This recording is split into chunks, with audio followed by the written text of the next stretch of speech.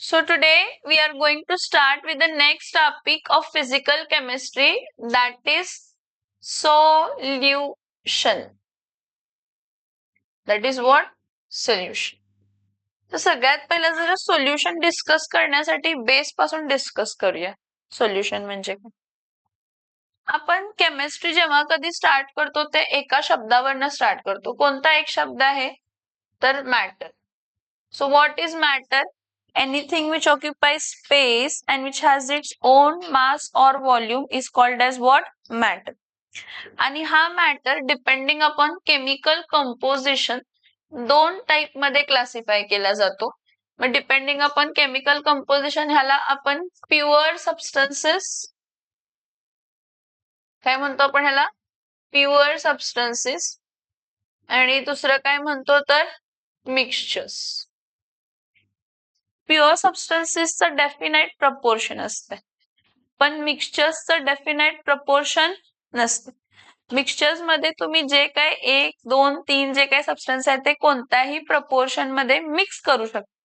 आणि मिक्सचर्स म्हणजे फक्त मिक्स होतात, ते केमिकली रिॲक्ट होत नाही. मिक्सचर म्हणजे फक्त मिक्स होतात, केमिकली रिॲक्ट होत. आणि त्या मिक्सचर्स मध्ये फर्दर आपण दोन प्रकार बघतो. कोणते दोन प्रकार बघतो? तर एक असते होमोजिनियस मिक्सचर. कोणता मिक्सचर असतो? होमोजिनियस काय असतं तर मिक्सचर. आणि दुसरा काय असतो तर हेटेरोजिनियस मिक्सचर. एक होमोजिनियस मिक्सचर असते आणि दुसरा कोणता मिक्सचर असतो? हेटेरोजिनियस मिक्सचर. होमोजिनियस मिक्सचर म्हणजे दोन किंवा दोन पेक्षा जास्त कंपोनेंट जर तुम्ही मिक्स केला तर तुम्हाला सिंगल फेज मिळते. सॉलिड तर सॉलिड थ्रूआउट मिळते, लिक्विड तर लिक्विड, गॅस तर गॅस. समझ में आ रहा है? जी काही तुमची सॉल्व्हेंटची फेज असेल ती फेज तुमच्या सोल्युशनची फेज असणार आहे. होमोजिनियस मध्ये same phase throughout. When to or more component mix with each other and they form a single phase throughout, आपण त्याला कसले मिक्सचर्स म्हणतो तर होमोजिनियस मिक्सचर. हेटेरोजिनियस मिक्सचर्स जेव्हा दोन किंवा दोन पेक्षा जास्त फेजेस मिक्स होतात पण सिंगल फेज थ्रूआउट फॉर्म होत. काय फॉर्म होत नाही? सिंगल फेज थ्रूआउट फॉर्म होत. त्याला आपण कसला मिक्सचर्स म्हणतो तर हेटेरोजिनियस काय म्हणतो तर मिक्सचर्स म्हणतो. आता होमोजिनियस मिक्सचर्स मध्ये एकच प्रकार आहे ज्याला आपण काय म्हणतो तर ट्रू सोल्युशन्स, किंवा त्यालाच आपण काय म्हणतो तर सोल्युशन्स म्हणतो. काय म्हणतो आपण त्याला? सोल्युशन्स. समजलं कसं आलो आपण? Anything which occupies space and which has its own mass or volume is called as what? Matter. This matter is mainly classified depending upon chemical composition as pure substances and mixtures. त्या mixtures मध्ये दोन प्रकार आहेत, homogeneous mixture आणि काय तर हेटेरोजिनियस mixtures. त्या homogeneous mixture मधला एक प्रकार म्हणजे कोण असतो तर ट्रू सोल्युशन, किंवा आपण त्याला काय म्हणतो तर सोल्युशन. सोल्युशन सोप्या भाषेत जेव्हा दोन किंवा दोन पेक्षा जास्त फेजेस काय झालेले आहेत तर मिक्स झालेले आहेत तर तुम्हाला सिंगल फेज थ्रूआउट मिळते. तर तुम्हाला सिंगल फेज थ्रूआउट मिळते, त्याला आपण कसलं मिक्सचर्स म्हणतो तर होमोजिनियस मिक्सचर्स. त्यालाच आपण ट्रू सोल्युशन म्हणतो. त्यालाच आपण कसले सोल्युशन्स म्हणतो? True solutions. आता हे जे सोल्युशन्स आहेत depending upon number of component mixed, हे जे सोल्युशन्स आहेत depending on what? Depending upon the number of components mixed. It is classified into how many types? 3 types mainly. कोणते कोणते 3 types? एक असते बायनरी सोल्युशन, एक असते टर्नरी सोल्युशन, एक असते क्वाटर्नरी सोल्युशन. बायनरी सोल्युशन्स म्हणजे असे सोल्युशन्स ज्यामध्ये बाय म्हणजे काय असते? दोन. सो बायनरी सोल्युशन्स मध्ये किती कंपोनेंट असणार आहेत? 2 कंपोनेंट.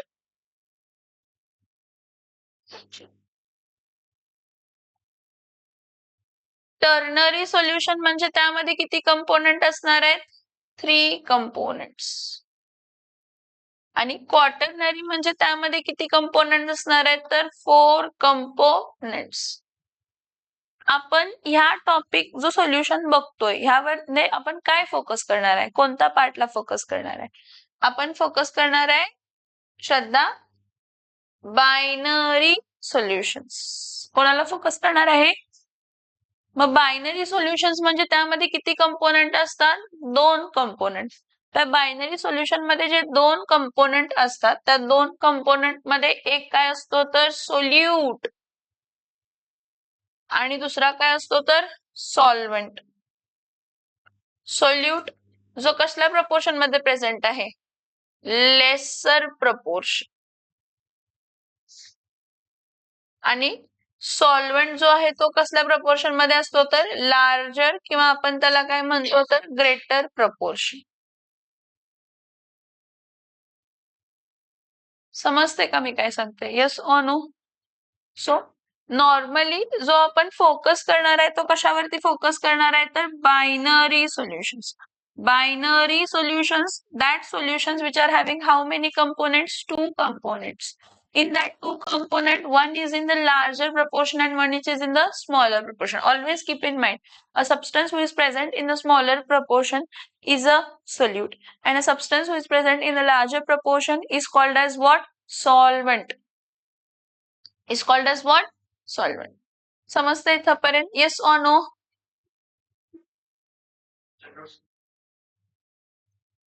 ना आता जो पहिला क्लासिफिकेशन आपण बघितला तो कशाच्या बेसिस वरती बघितला? Number of components.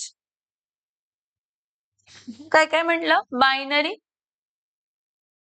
टर्नरी आणि क्वाटर्नरी. त्यातला आपण कशावरती फोकस करतो? Binary solutions. आता हे जे बायनरी सोल्युशन्स आहेत, कसले सोल्युशन्स आहेत? Binary solutions. These binary solutions are mainly classified into how many types? 9 types. हे बायनरी सोल्युशन्स जे आहेत ह्याला आपण किती टाइप मध्ये क्लासिफाय करतो?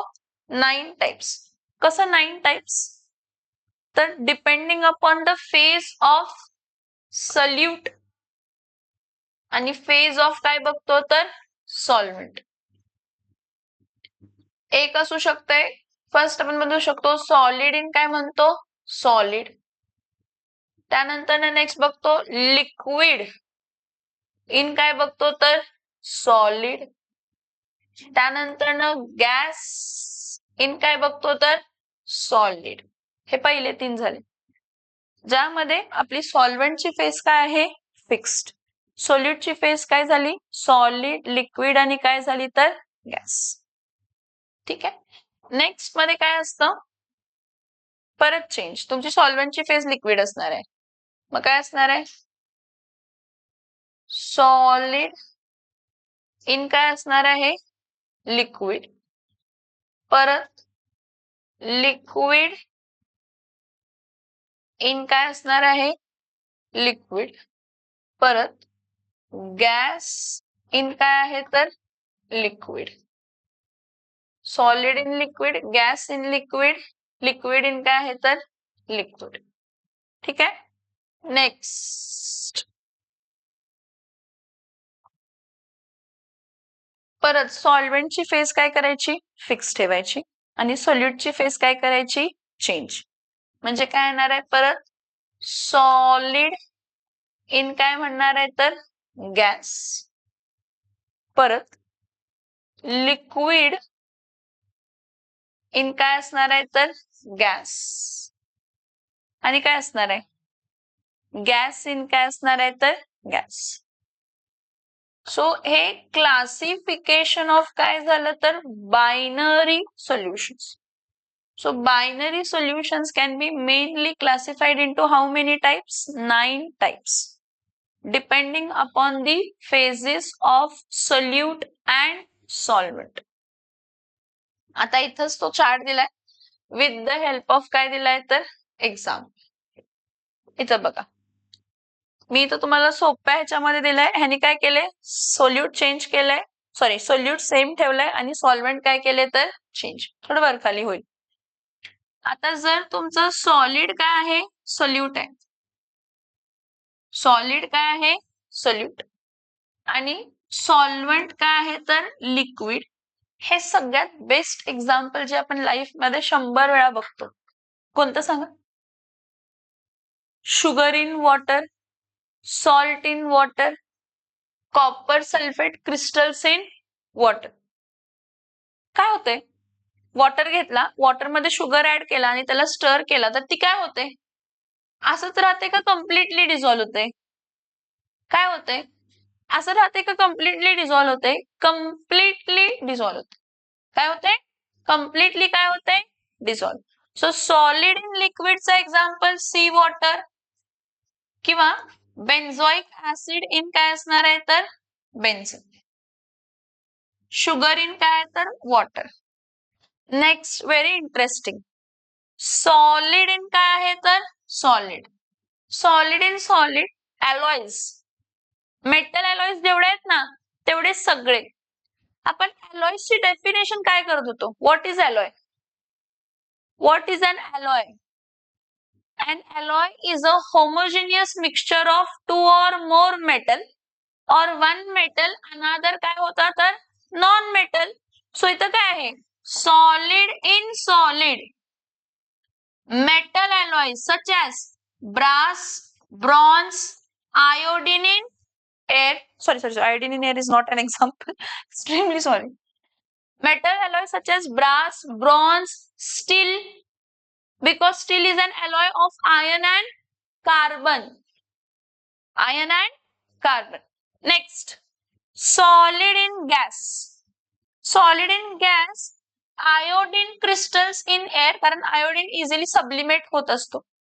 Camphor in air, कापूर. Naphthalene balls in air. Naphthalene balls, डांबर गोळ्या. कसले गोळ्या, डांबर गोळ्या. सो सॉलिड इन गॅस काय येते तर iodine in air, camphor in air किंवा naphthalene in air. Solid in gas, समझ में आ रहा है? सॉलिड इन लिक्विड सगळे बेसिक एक्झाम्पल, सी वॉटर किंवा salt in water, sugar in water, benzoic acid in benzene. Benzoic acid solid state मध्ये असणार आहे आणि बेन्झिन तुमचा कोणत्या स्टेट मध्ये असणार आहे तर लिक्विड स्टेट मध्ये असणार. सॉलिड इन सॉलिड मध्ये सगळे alloys, homogeneous mixtures of alloy. आणि सॉलिड इन गॅस मध्ये iodine in air, camphor in air, naphthalene in air. ठीक आहे. Next, liquid in liquid. Liquid in liquid मध्ये आपलं जे क्रूड ऑइल असते का, काय असते आपल्याकडे, असते का क्रूड ऑइल की नसते? काय असते, क्रूड ऑइल असते काय? हा, काय असते क्रूड ऑइल म्हणजे काय असतं, व्हॉट इज क्रूड ऑइल? कच्चं तेल. कच्चं तेल म्हणजे काय, कच्चं तेल म्हणजे काय असते, त्यामध्ये सगळे मिक्सचर्स असतात. कशा कशाचे मिक्सचर्स असतात, petrol, diesel, kerosene, gasoline, gas oil, हे सगळे काय असतात तर मिक्सचर्स. ह्या सगळ्या मिक्सचर्सला depending upon their what boiling point आपण त्याला काय करत असतो तर सेपरेट करत असतो. So gasoline is again a mixture of different liquids, like त्यामध्ये केरोसिन असेल, डिझेल असेल, पेट्रोल असेल. सो त्यांनी म्हटलंय गॅसोलिन.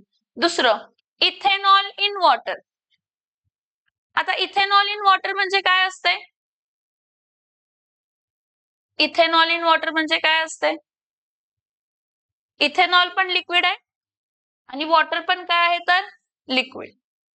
इथेनॉल पण काय आहे, लिक्विड, आणि वॉटर पण काय आहे तर लिक्विड. दारूत पाणी घालणार का पाण्यात दारू, हे तुमचं टोटल विषय आहे. नीट घेणार, जरासं पाणी घालणार का खूप सारं पाणी घेऊन जराच दारू घालणार. लिक्विड इन काय असते तर liquid. Totally depends on you, तुम्ही सोल्यूट काय घेताय आणि सॉल्व्हेंट काय घेताय. ठीक आहे. Next, liquid in solid. मला सांगा मर्क्युरी कोणत्या स्टेट मध्ये असते, लिक्विड मध्ये असते. मर्क्युरी कोणत्या स्टेटमध्ये असते? लिक्विड. जेव्हा कोणता एखादा मेटल मर्क्युरी बरोबर कंबाईन होतो, जेव्हा कोणता एखादा मेटल मर्क्युरी बरोबर कंबाईन होतो, आपण त्याला अमॅलगम्स म्हणतो. काय म्हणतो आपण त्याला? काय म्हणतो आपण त्याला? काय म्हणतो आपण त्याला? अमॅलगम्स. So amalgam of mercury with metals as mercury in silver किंवा झिंक अमॅलगम किंवा आयन अमॅलगम्स. समझ में आ रहा है? आयन का अमैलगम बनता नहीं, हम कभी भी आयन और मर्क्यूरी को मिक्स करते नहीं, ओनली जिंक अमैलगम. बाकी के सभी अमैलगम्स पॉसिबल है ऑलमोस्ट, लेकिन आयन अमैलगम पॉसिबल नहीं है. क्या पॉसिबल नहीं है? ठीक है. सो यामध्ये लिक्विड कोण होतं? मर्क्युरी. आणि सॉलिड कोण होते? तर मेटल्स. सॉलिड कोण होते? मेटल्स. समजते मी काय सांगते? Yes or no? Okay. Next, liquid in काय म्हटले? तर गॅस. लिक्विड इन गॅस मध्ये वॉटर वेपर्स इन एअर किंवा क्लोरोफॉर्म इन काय आहे? तर नायट्रोजन. क्लोरोफॉर्म इन काय आहे? Nitrogen. Next, gas in liquid. तुम्ही थम्सअप, कोकोकोला वगैरे सगळं पिताय ना? पिताय ना? Thums Up, Coca Cola, Mirinda, Sprite. काय होते? ओपनर ओपन केलं की काय होते? कार्बन डायऑक्साईड बाहेर पडते. म्हणजे तुम्ही प्रेशराइज करून कार्बन डायऑक्साईड त्या लिक्विड मध्ये काय केलेलं असतंय? तर फिल केलेला असतंय. Yes or no? Yes or no? So carbonated beverages, carbonated water किंवा कार्बोनेटेड जेवढे काय बिवरेजेस आहेत ते सगळे, किंवा ऑक्सिजन इन काय आहे? तर water. Oxygen in water is also an example of gas in काय असते? तर लिक्विड. Gas in solid. आता हे gas in solid is antique piece. तुम्ही मेटल घेताय, निकेल किंवा प्लॅटिनम घ्या किंवा पॅलेडियम हा मेटल घेताय आणि ह्या मेटल वरनं काय पास करताय? गॅस. कसली गॅस पास करताय? हायड्रोजन गॅस पास करताय. कसली गॅस पास करताय? Hydrogen. So H2 gas in palladium. Okay. किंवा निकेल, कोणताही hydrogen gas pass over platinum, palladium किंवा काय असते? तर nickel. Next, gas in gas. Gas in gas pure air. Impure air नाही, इम्प्युअर एअर कोलाइड्स मध्ये येते. इम्प्युअर एअर कशामध्ये येत असते? इम्प्युअर एअर कशामध्ये येत असते? कोलाइड्स मध्ये. कारण त्यामध्ये डस्ट पार्टिकल्स असतात. स्टिंडाल्स इफेक्ट वगैरे, स्कॅटरिंग लाईफ वगैरे आपण बघतो. प्युअर एअर, प्युअर एअर म्हणजे ज्यामध्ये डस्ट पार्टिकल्स नाही आहेत, त्यामध्ये मग air is a homogeneous mixture of all the gases like oxygen, nitrogen, argon and other flue gases. So on this are focus in this chapter काय आहे? तर solution of solid in liquid with attention to the solution of gas in liquid. परत आपण liquid in liquid पण बघतो. काय बघतो आपण? लिक्विड इन लिक्विड पण. इथं बघा, एक सिच्युएशन क्रिएट करूया सॉलिड इन लिक्विडची. जर तुम्ही काय घेतला? वॉटर, आणि त्यामध्ये काय ऍड केला? शुगर. काय होते स्टार्टिंगला? फिक्स्ड अमाऊंट ऑफ वॉटर ठेवायचं. अमाऊंट ऑफ वॉटर काय ठेवायचं? फिक्स्ड. टेम्परेचर आणि प्रेशर चेंज करायचं नाही. ठीक आहे. टेम्परेचर आणि प्रेशर पण काय ठेवायचं? फिक्स्ड टेम्परेचर आणि प्रेशर ठेवायचं. काय ठेवायचं? टेम्परेचर आणि प्रेशर पण काय ठेवायचं? Fixed. So tell me what happens when you dissolve sugar in water? What happens when you dissolve sugar in water?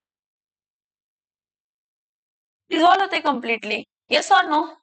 हा, म्हणजे असा सोल्युशन ज्यामध्ये तुमचा सोल्यूट कम्प्लिटली वॉटर मध्ये डिझॉल्व होतो. तुमचा सोल्यूट कम्प्लिटली वॉटर मध्ये काय होतो? डिझॉल्व. त्या सोल्युशनला आपण कसला सोल्युशन म्हणत असतो? तर त्या सोल्युशनला आपण म्हणत असतो अनसॅच्युरेटेड सोल्युशन. त्याला आपण कसला सोल्युशन म्हणतो बाळांनो? Unsaturated solution. असा सोल्युशन ज्यामध्ये सोल्यूट सॉल्व्हेंट मध्ये कम्प्लिटली डिझॉल्व होणार आहे at a constant temperature and pressure is called as what? unsaturated solution. Now see, we shouldn't change the amount of solvent we have taken. आणि आपण मग त्यामध्ये solute ऍडच करत जायचं. मग सेम परत वॉटर जे आहे ते त्यामध्ये तुम्ही परत शुगर ऍड करायचं. काय होणार आहे? शुगर ऍड करत गेला, ऍड करत गेला, ऍड करत गेला, ऍड करत गेला, ऍड करत गेला. एक पॉइंट अचीव होते की ज्यामध्ये परत तुम्ही शुगर ऍड केला तर ती डिझॉल्व्ह होत. हा कसला सोल्युशन असतो? Yes, saturated unsaturated solution to कुठं कन्वर्ट होते ती? Saturated solution. कधी कन्वर्ट होते सॅच्युरेटेड सोल्युशन मध्ये? जेव्हा तुम्ही कंटिन्युअसली त्यामध्ये काय ऍड करत जाताय तर सोल्यूट. सोल्यूट म्हणजे काय ऍड करत जाताय? शुगर ऍड करत जाताय. सॅच्युरेटेड सोल्युशन म्हणजे असा सोल्युशन ज्यामध्ये मॅक्झिमम अमाऊंट ऑफ सोल्यूट काय केलेला आहे तर ऍड केलेला आहे. त्यापेक्षा जास्त सोल्यूट तुम्ही त्यामध्ये ऍड करू शकत नाही. ह्याला सॅच्युरेटेड सोल्युशन म्हणतो. काय म्हणतो? आता ह्या पुढं अजून एक पॉइंट येते. त्या पॉइंटला आपण कसला सोल्युशन म्हणतो तर सुपर सॅच्युरेटेड. काय सांगू शकताय कोण असते super saturated solution?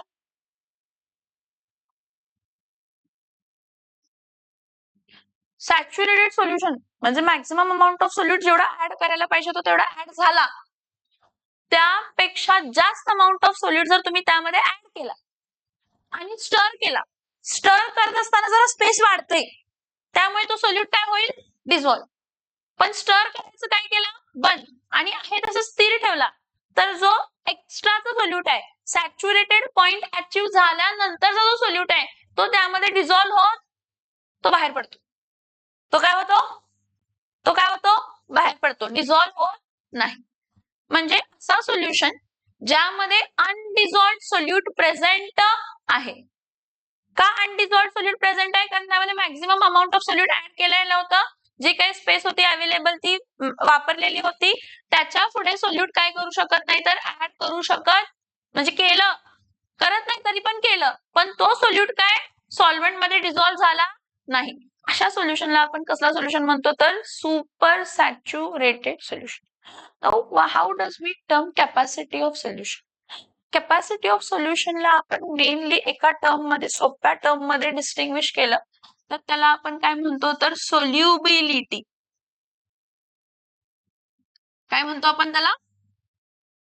Capacity of सोल्युशनला determine करण्यासाठी आपण एक शब्द कोणता वापरतो तर solubility. So what is solubility? Solubility the maximum amount of solute, the maximum amount of solute that can be dissolved in solvent so that the solution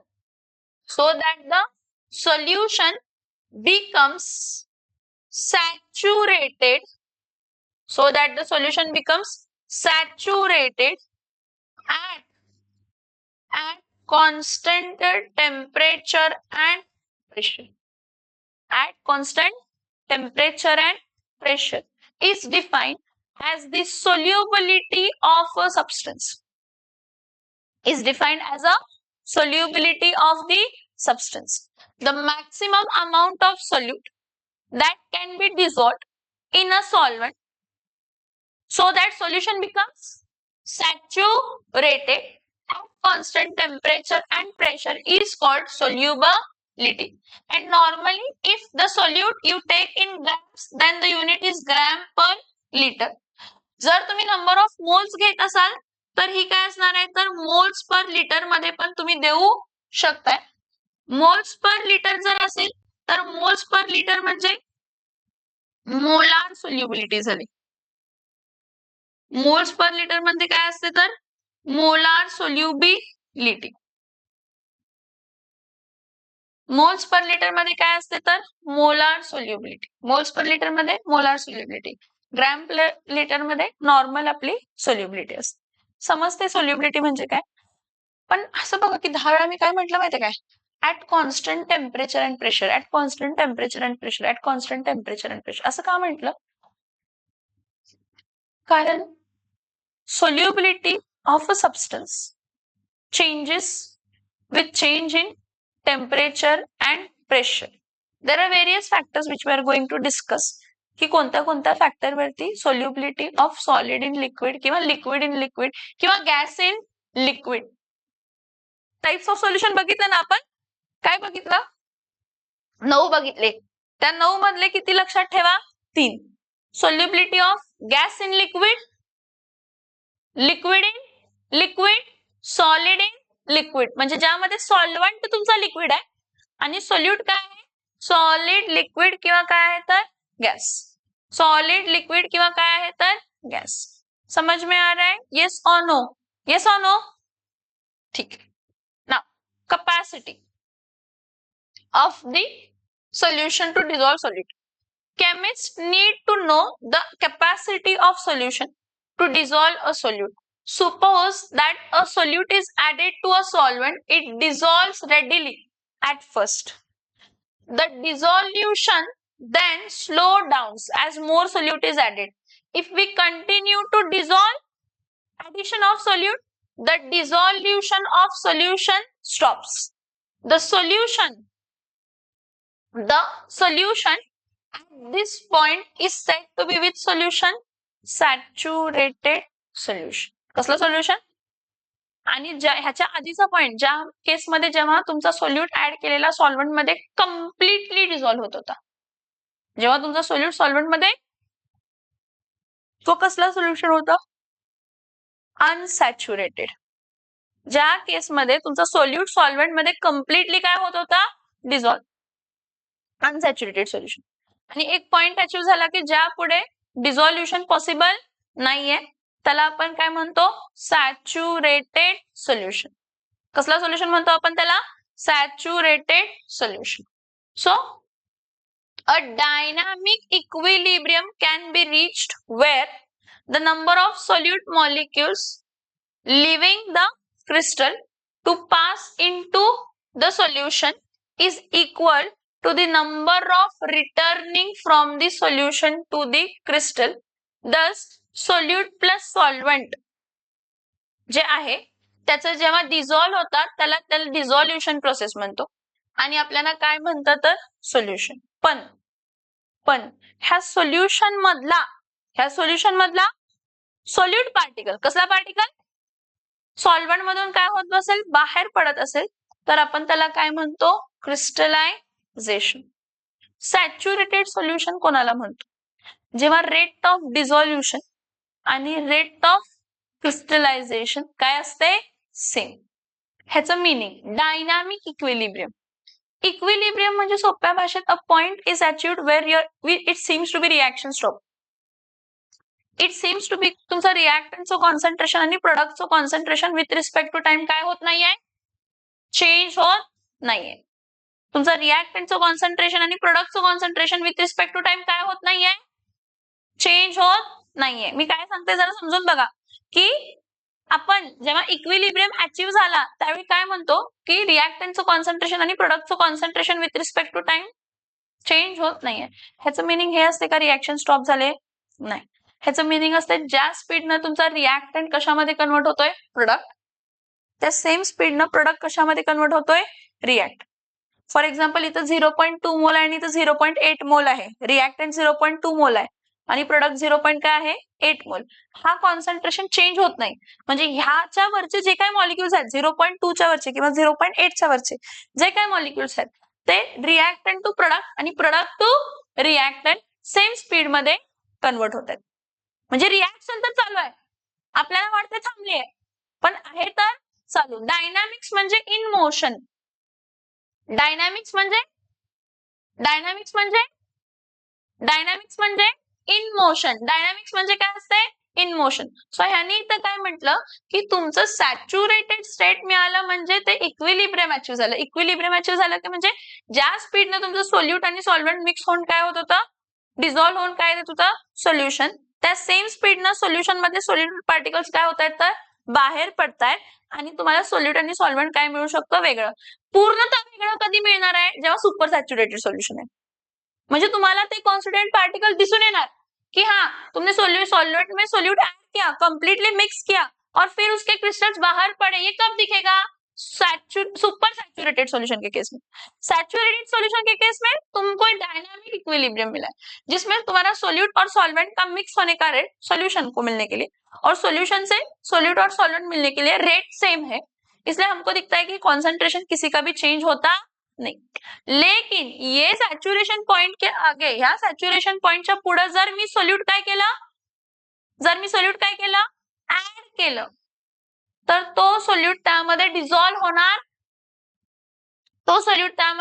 होणार नाही. So इथं बघा, a saturated solution contains maximum amount of solute dissolved in a given amount of solvent at a given temperature, नाही, at a given temperature and pressure, at a fixed amount of temperature and pressure.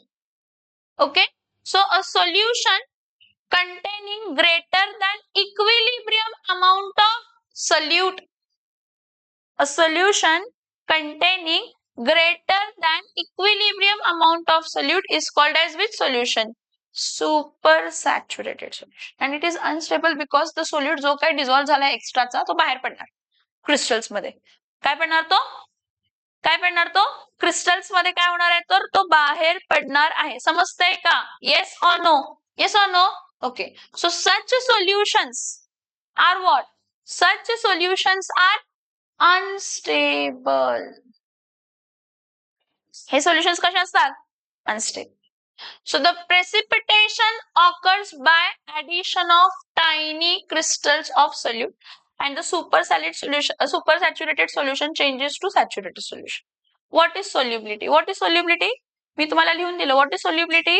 The maximum amount of solute that can be dissolved in a solvent at constant temperature and pressure so that solution becomes saturated is called as solubility of substance. आणि solubility of substance change होत राहते, same राहत नाही. Okay, the solubility of a solute is the amount per unit volume of saturated solution at a specific temperature. The solubility of a solute is maximum concentration and expressed in moles per liter. Moles per liter, molar solubility. Gram per liter, normal solubility. Moles per liter, molar solubility. Grams per liter, normal solubility. ठीक आहे. Now what are the factors affecting the solubility? आपण आयुष्यात खूपदा हा शब्द बघणार आहे, like dissolves like. आपण ऑर्गॅनिक केमिस्ट्रीमध्ये पण हा शब्द बघितलाय किंवा हा स्टेटमेंट्स बघितलेत की नाही बघितलेले. सोल्युबिलिटी जेव्हा आपण डिस्कस करत होतो की अल्कोहोल वॉटर मध्ये डिझॉल्व्ह होतं का, अल्केन वॉटर मध्ये डिझॉल्व्ह होतं का, अल्डिहाइड किंवा कीटोन किंवा कार्बोक्सिलिक ऍसिड किंवा अमाइन्स वॉटर मध्ये डिझॉल्व्ह होतात का, त्यावेळी आपण एक कॉन्सेप्ट किंवा एखादा स्टेटमेंट बघितलेला होता. काय होतं तर लाईक डिझॉल्व्स, लाईक काय डिझॉल्व्स, लाईक डिझॉल्व्स काय आहे तर लाईक, लाईक डिझॉल्व्स काय आहे तर like. So like dissolves like म्हणजे काय सांगा. आपल्याकडे सोल्यूट आणि सॉल्व्हेंट मध्ये दोन प्रकार असतात. एक तर तो कॉन्स्टिट्युएंट पार्टिकल काय असू शकतो, पोलार असू शकतो, किंवा एक तर तो कॉन्स्टिट्युएंट पार्टिकल काय असू शकतो, नॉन पोलार असू शकतो. एक तर तो कॉन्स्टिट्युएंट पार्टिकल काय असू शकतो, पोलार, किंवा तो कॉन्स्टिट्युएंट पार्टिकल काय असणार आहे, नॉन पोलार. लाईक डिझॉल्व्स लाईकचं मीनिंग काय आहे, जर तुमचा सोल्यूट पोलार आहे, काय आहे सोल्यूट काय आहे पोलार, जर तुमचं पोलार काय असेल सोल्यूट, तर सॉल्व्हंट पण काय असायला पाहिजे पोलार सॉल्व्हंट. म्हणजेच लाईक डिझॉल्व्ह काय असते तर लाईक. इथेनॉल वॉटरमध्ये डिझॉल्व्ह झाला कारण इथेनॉल पोलार आहे, त्यामधला OH बॉन्ड जो आहे तो काय आहे, पोलार. आणि वॉटर मधला पण OH बॉन्ड काय आहे तर पोलार. सो लाईक डिझॉल्व्ह काय असते तर लाईक. काय असते, लाईक डिझॉल्व्ह काय असते तर like. So like dissolve like मध्ये फॅक्टर्स अफेक्टिंग द सोल्युबिलिटी मध्ये आपण काय बघतो की like dissolve like. Polar solute कशामध्ये डिझॉल्व्ह होणार आहे, पोलार सॉल्व्हेंट. आणि नॉन पोलार सोल्यूट कशामध्ये डिझॉल्व्ह होणार आहे, non polar solvent.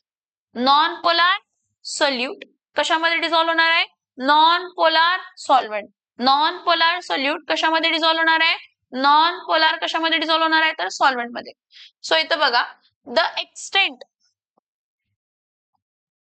extent to which a substance dissolve in a solvent varies greatly with the different substances. It depends on the nature of solute. Nature of solute, like dissolves like.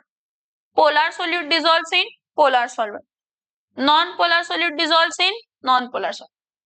And solvent, nature of solute and solvent, temperature and pressure. Nature of solute and solvent काय सांगितलं मी तुम्हाला nature of solute and solvent मध्ये. आता solute आणि solvent कसा असायला पाहिजे की तो कम्प्लिटली डिझॉल्व्ह होणार आहे, क्रिस्टलाइन असायला पाहिजे. काय सांगितलं मी तुम्हाला आता, सोल्यूट कसा असायला पाहिजे की तो वॉटरमध्ये डिझॉल्व्ह व्हायला पाहिजे, सॉल्व्हेंटमध्ये डिझॉल्व्ह व्हायला पाहिजे. पोलार सोल्यूट कशामध्ये डिझॉल्व्ह होणार आहे, पोलार सॉल्व्हेंट. पोलार सोल्यूट कशामध्ये डिझॉल्व्ह होणार आहे, polar solvent. For example C2H5O काय आहे तर H. हा O मायनस असते आणि H काय असते तर प्लस असते. सो हा आता काय होणार आहे, एक बॉन्ड फॉर्म करणार कोणाबरोबर, वॉटरच्या मॉलिक्युल्स बरोबर. वॉटरचे मॉलिक्युल HOH. हा जो इंटरॅक्शन झाला, हा प्लस आणि हा प्लस आणि हा मायनस, हा जो इंटरॅक्शन झाला हा डायपोल टू डायपोल इंटरॅक्शन आहे. कसला इंटरॅक्शन आहे, डायपोल. हा ऑक्सिजन निगेटिव्ह आणि हायड्रोजन काय आहे तर पॉझिटिव्ह. सो एका मॉलिक्युलचा निगेटिव्ह दुसऱ्या मॉलिक्युलच्या पॉझिटिव्हला जर इंटरॅक्ट करत असेल तर आपण त्याला डायपोल टू डायपोल इंटरॅक्शन म्हणतो. हे डायपोल टू डायपोल इंटरॅक्शन कोणामध्ये पॉसिबल आहे, जर दोन्ही मॉलिक्युल्स काय असतील तर पोलार. दोन मॉलिक्युल्स कोण पोलार आहे तर एक सोल्यूट आहे आणि एक काय आहे तर सॉल्व्हेंट. एक सोल्यूट आहे आणि एक काय आहे तर सॉल्व्हेंट. सो लाईक डिझॉल्व्ह लाईकच्या कॉन्सेप्ट मध्ये आपण म्हणतो. बरं इथं बघा, generally the compounds with similar chemical character are more readily soluble in each other than those with entirely different chemical character. सोप्या भाषेत like dissolves like, like dissolves like, like dissolves like. Polar solute कशामध्ये dissolve होणार आहे, polar solvent. आणि non polar solute कशामध्ये dissolve होणार आहे तर नॉन पोलार सॉल्व्हेंट मध्ये. So the saying that like dissolves like guides us to predict the solubility of the solute in a given solvent. Thus, a substance having similar intermolecular forces are like to become soluble in each other. Generally, polar solutes dissolve कशामध्ये करतात तर polar solvents. This is because this solute solvent and solvent solvent interaction are all of the similar magnitude. For example, NaCl water मध्ये dissolve होतो. आता NaCl water मध्ये का dissolve होतो माहित आहे, कारण त्यामध्ये आयन डायपोल इंटरॅक्शन असते. तुम्ही NaCl ला जेव्हा वॉटर मध्ये काय करणार आहे, ऍड करणार आहे. NaCl आयोनिक सॉलिड आहे. आयोनिक सॉलिड आहे म्हणून तो Na प्लस आणि कशामध्ये कन्वर्ट होणार आहे तर Cl मायनस मध्ये कन्वर्ट होणार. Na प्लस Cl मायनस आणि आता H2O तर वीक इलेक्ट्रोलाइट असते. मग एका Na प्लस ला ना वॉटर मॉलिक्युल सराउंड करतात. एका Na प्लस ला कोण सराउंड करतात, वॉटर मॉलिक्युल्स.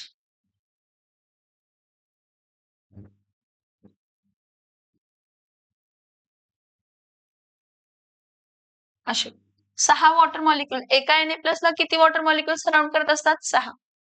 इथं जो इंटरॅक्शन आहे तो आपण स्टेट्स ऑफ मॅटर मध्ये डिस्कस केलाय 11वीला. हा आयन आहे आणि हा मॉलिक्यूल आहे ना. मग आयन डायपोल इंटरॅक्शन. कसला इंटरॅक्शन? Ion dipole interaction. आहे ना इंटरॅक्शन भक्ती? आहे ना इंटरॅक्शन? Yes or no? इथं कॅटायन आहे आणि इथं काय आहे तर निगेटिव्ह चार्ज आहे वॉटर मॉलिक्युल्स. आहे की नाही आहे? येस आहे. So NaCl dissolves in water. NaCl dissolves in water. The strong ion dipole interaction. Ion dipole interaction हा आयन आहे आणि हा वॉटर मॉलिक्यूल पोलार आहे. हा आयन आहे, हा वॉटर मॉलिक्यूल काय आहे तर पोलार, म्हणून याला म्हणतात आयन डायपोल. पोलार मॉलिक्यूलची डायपोल. आयन डायपोल काय असणार आहे तर interaction of Na+. Ion, the strong ion dipole interaction of Na+ and Cl- with water molecules. Hydrogen bonding between water molecules. On other hand, when the substance dissolves in water, sorry, एकच minute.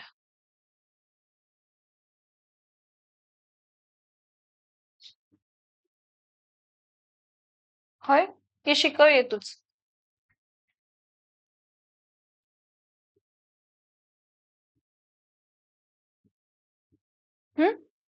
And the ion attraction between Na+ and Cl- are what? Comparable. समझ में आ रहा है? Yes or no?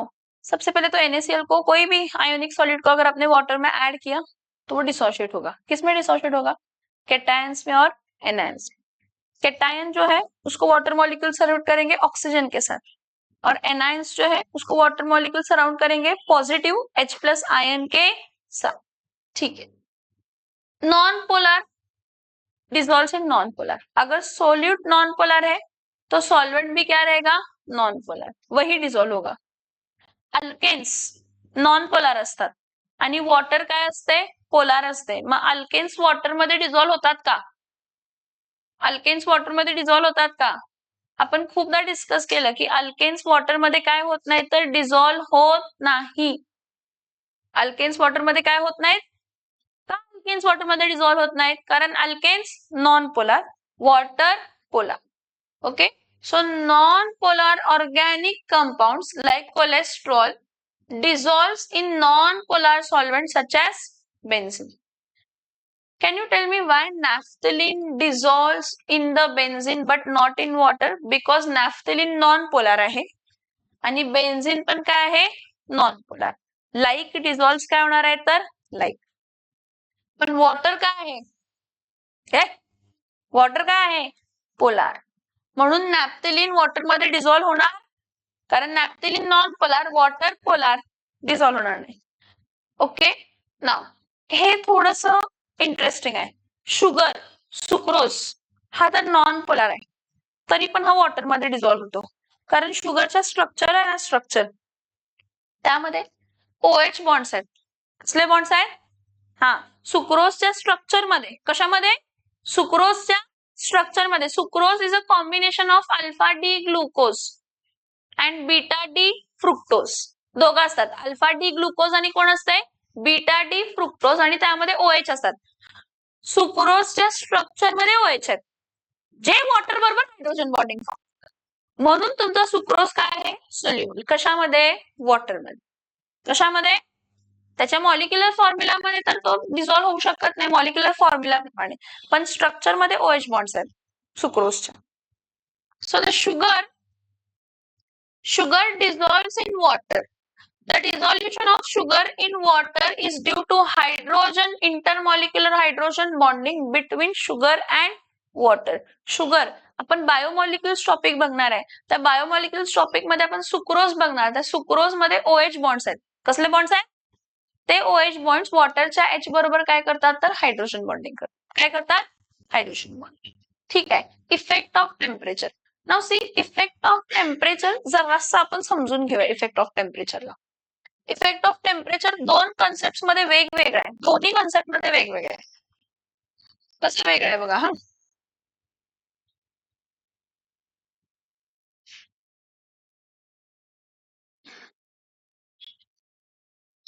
effect of temperature on the solubility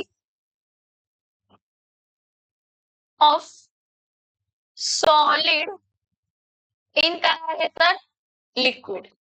solubility of solid in काय आहे तर liquid. मला एक सांगा, तुम्ही वॉटर घेतला, ठीक आहे, घेतला वॉटर घेतला, हा मी वॉटर घेतलेला, या वॉटर मध्ये मी शुगर ऍड केलेलं,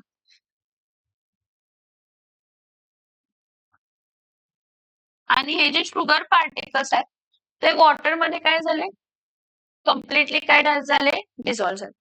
मी शुगर ऍड करत गेले, ऍड करत गेले, ऍड करत गेले, ते डिझॉल्युशन वाढत गेलं, वाढत गेलं, वाढत गेलं. ठीक आहे. आता मी जर ह्याला हीट केलं तर काय होणार आहे, ह्याला दोन स्टेट आहेत, सॉलिड आणि कोण आहे तर लिक्विड. इझिली व्हॉल्यूम कोणाचं वाढणार आहे, कोणाचं व्हॉल्यूम वाढणार इझिली, शुगरचं. शुगर तर सॉलिड स्टेट मध्ये आहे. लिक्विडचं व्हॉल्यूम पटकन वाढतंय, कारण लिक्विड मध्ये तसेही कॉन्स्टिट्युएंट पार्टिकल कसे असतात, फार अवे फ्रॉम काय असतात तर इच अदर. सो जेव्हा तुम्ही हीट करणार, हीट जी ऍब्झॉर्ब होणार ते लिक्विड पार्टिकल्स ऍब्झॉर्ब करून ह्यांचं व्हॉल्यूम काय होणार आहे, वाढणार आहे. व्हॉल्यूम वाढणार म्हणजे नंबर ऑफ पार्टिकल्स नाही वाढले, नंबर ऑफ पार्टिकल्स मधली स्पेस वाढली. काय वाढली, नंबर ऑफ पार्टिकल्स मधली काय वाढली, मग स्पेस वाढली तर अजून सोल्यूट यामध्ये डिझॉल्व्ह होऊ शकतो की नाही होऊ शकतो, होऊ शकतो. सो असं आपण म्हणू शकतो की solubility of solid in liquid मध्ये जर ती प्रोसेस नायदर एंडोथर्मिक आहे किंवा नॉर, जी प्रोसेस डिझॉल्युशन प्रोसेस नायदर एक्झोथर्मिक किंवा नॉर एंडोथर्मिक, म्हणजे प्लेन जर आपण बघितलं तर normally solubility of solid in liquid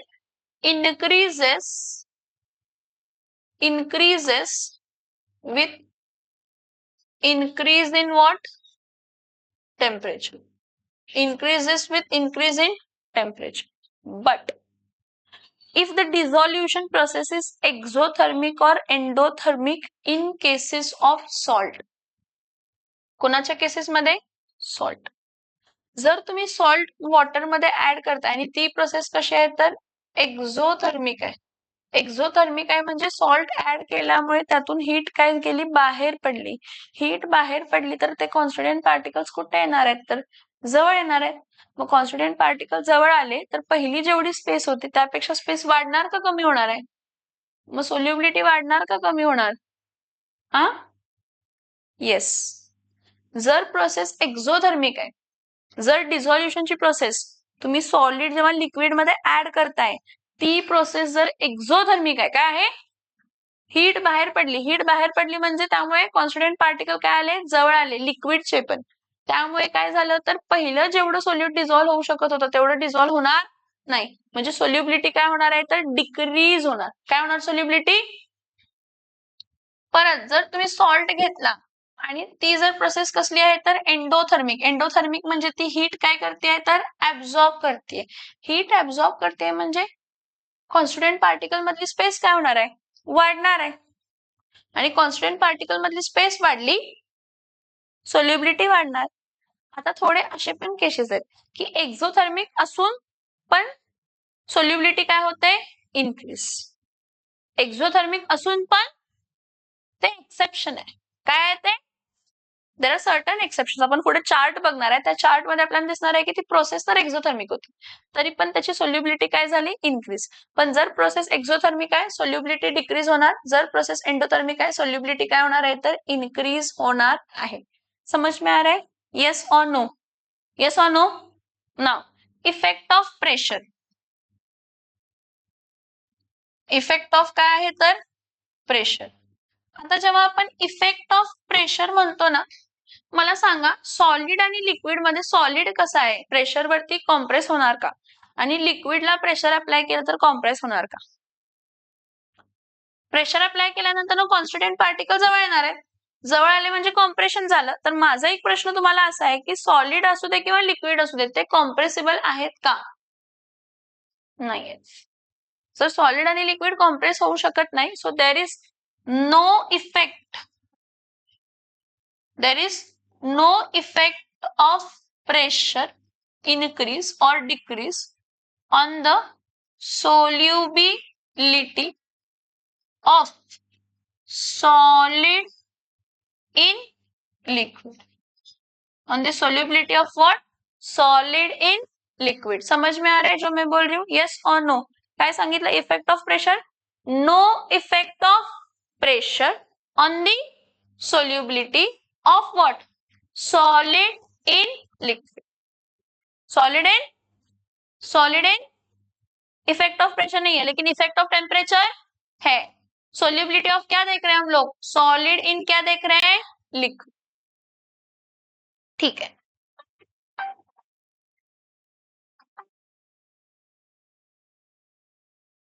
तो बघा, effect of temperature on the solubility. How the solubility of substance changes with the temperature depends on the enthalpy of solution. Depends on what? Depends on what? Enthalpy of solution. Many solids, for example, KCl dissolves in water by endothermic process. Enthalpy is the heat content of the system. जी system आहे तो किती heat content करतो त्याला आपण define करतो enthalpy. आणि enthalpy ही state function असते, त्यामुळे आपण फक्त त्याची चेंज इन एन्थाल्पी डिटरमाइन करतो. हे आपण परत थर्मोडायनामिक्स मध्ये बघणार आहे. ओके. हा. So many solids, for example KCl dissolves in water by which process? By endothermic process. कसली process? Yes. That is with the absorption of heat. So when the temperature is increased by adding heat to the given system, the solubility of substance increases according to what? Le-Chatelier's principle. So addition of heat causes a stress on the saturated solution. This stress favors endothermic process. On other hand, when a substance dissolved in water by which process? By which process? Exothermic process. Its solubility what? Increases or decreases? Decreases with the increase of temperature. कारण temperature वाढवलं तर ली-चॅटलर्स principal मध्ये कोणत्या डिरेक्शनला reaction होणार आहे? त्याच्या opposite. वाढलेली heat काय करायचं? कमी करायचं. ओके. सो इथं प्रोसेस इज एक्झोथर्मिक आहे ना. So the substance such as CaCl2, LiSO4 dissolve in water releasing what? Heat.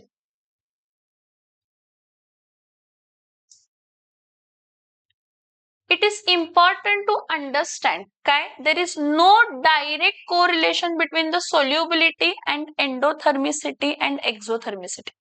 Direct कोणता रिलेशन नाहीये, फक्त आपण ली-चॅटलर्स प्रिन्सिपल अप्लाय करून थोडे कॉन्सेप्ट आणले. का असं म्हटलंय? फॉर एक्झाम्पल, कॅल्शियम क्लोराईडचं डिझॉल्युशन इन वॉटर कसं आहे तर एक्झोथर्मिक. आणि NH4NO3 चं कसं आहे तर एंडोथर्मिक. पण ह्या दोन्ही केसेसमध्ये the substance solubility of this increases what? Increase in temperature. सोल्युबिलिटीचं दोन्ही केसेसमध्ये एक्झोथर्मिक असू दे किंवा एंडोथर्मिक. फॉर एक्झाम्पल CaCl2 कसं होतं? इन वॉटर एक्झोथर्मिक होतं. NH4NO3 कसं होतं? एंडोथर्मिक. ह्या दोन्ही केसेसमध्ये सोल्युबिलिटी ऑफ सबस्टन्स काय झाली तर इन्क्रीज झाली विथ इन्क्रीज इन टेम्परेचर. हे तर बघा, टेम्परेचर वाढलं तर सोल्युबिलिटी काय होते? वाढते. टेम्परेचर वाढलं तर सोल्युबिलिटी काय होते तर वाढते. थोड्या केसेसमध्ये स्लाइटली सोल्युबिलिटी काय झालेली आहे तर इन्क्रीज झालेली आहे. थोड्या केसेसमध्ये स्लाइटली काय झाली आहे तर इन्क्रीज. थोड्या केसेसमध्ये डीपली काय झालेली आहे तर इन्क्रीज. NaCl, NaBr.